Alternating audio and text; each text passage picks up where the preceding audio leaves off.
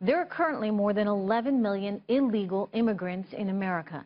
And one study suggests they may be costing taxpayers $113 billion a year due to various welfare benefits that they receive.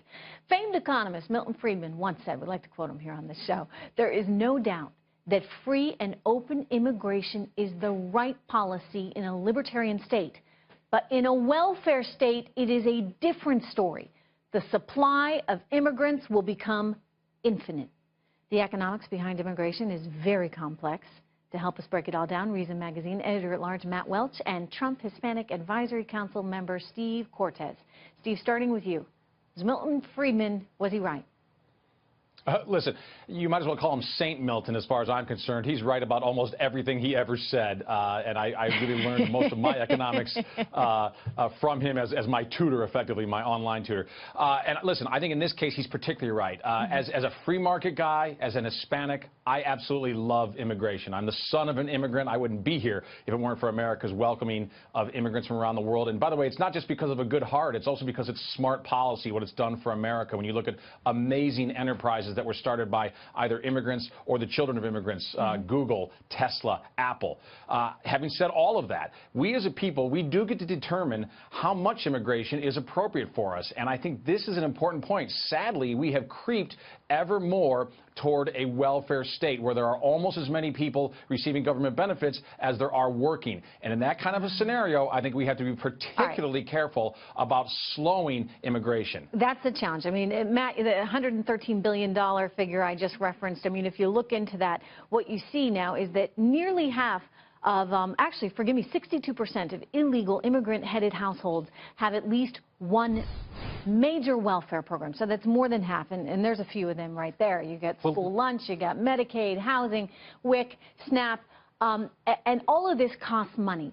So, yes, on the one hand, as Steve points out, there's something truly tremendous and important for economic growth that goes hand in hand with immigration, but you got to make sure that those immigrants don't become a liability for the country in the way of all these welfare benefits. Well, we should point out that that study was conducted by the Federation for American Immigration Reform, which is a restrictionist group, and the study itself has come under repeated attacks on methodological grounds by any number of organizations. Okay, well, this other one from the Center for Immigration Studies shows you that 62% of illegal immigrant-headed households use, and we've got similar studies from Heritage, but I know you're going to go after them too. No, but anyway, I mean it's so let's talk about the theory of this, the principle.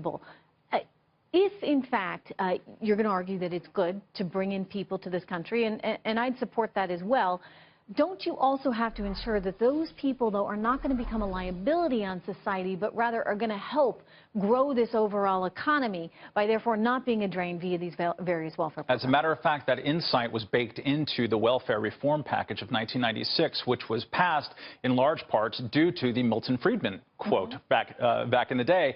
They said if you are a legal immigrant here, you still do not have access to welfare benefits. The only thing that you have access to, and it's a real thing, especially on a localized level, is if you have to go to the emergency room, you'll still be admitted. And your kids, if they are born here and of school age, they will be admitted into public school. But other than that, you are not eligible for federal welfare transfers until you get to a point where you can apply to citizenship, which is 5 years down in the future. That single move had an incredible impact on the jobs ratio and the anti-poverty ratio of immigrants who came to this country. Once they weren't eligible for the same kind of welfare reform. What would you be telling Donald Trump then if you were advising him on his policy? What does he need to do in order to continue this economic growth? Well, frankly, we haven't had any in the last 8 to 10 years, but in order for us to, be as strong as we possibly can be, economically speaking.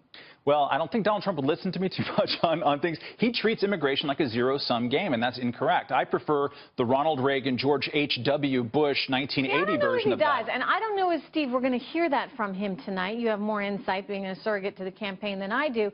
But, just in terms of listening, for example, to Rudy Giuliani and some of the comments he has made, I don't know as you're going to hear him be quite as tough as Matt suggests on immigration tonight. What do you think we have to look forward to? Right. I think you're exactly right. I think we're going to hear a shift tonight. He's not going to give on some non-negotiables, things like securing the border, the fact that there will be no path to citizenship. We cannot reward criminal activity with all-out citizenship. But I do think regarding the 11 million or so illegals who are already here, we're going to hear about a very humane and sensible policy regarding them, that criminals and dangerous people have to leave immediately. Anyone who's a net drain on our system has to go immediately. After that, when we get to people who have been here for decades, who have been working, who have families, and I don't know this, I'm not speaking for the campaign now, but I suspect that he's going to say that those folks can go through a process not to get citizenship, but to at least remain here. All right. So, Matt, what's wrong with all that? Nothing. If he says that we need to increase the number of legal visas, and if we don't necessarily have to have every immigrant become a citizen, then he's on the path to something sane. I question whether he can get there. We've talked about the political consequences of it all as well, and the thinking is that he might be able to bring in some more voters, maybe like Matt or other people that are perhaps not decided yet because of some changes in his policy. So we'll be watching for all of it tonight. Yes? Yeah, I think this is just absolutely key. I am so proud of Donald Trump that he is reaching out to people of color, people who are not traditionally Republican constituencies.